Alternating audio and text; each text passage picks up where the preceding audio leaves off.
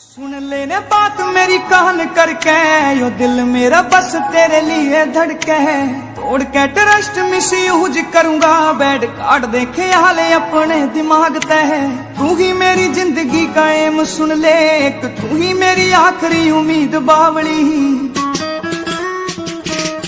वो तेरा नाम मेरी हर एक सांस पे, तू मान या ना मान मेरी बात लाडली। तेरा नाम मेरी हर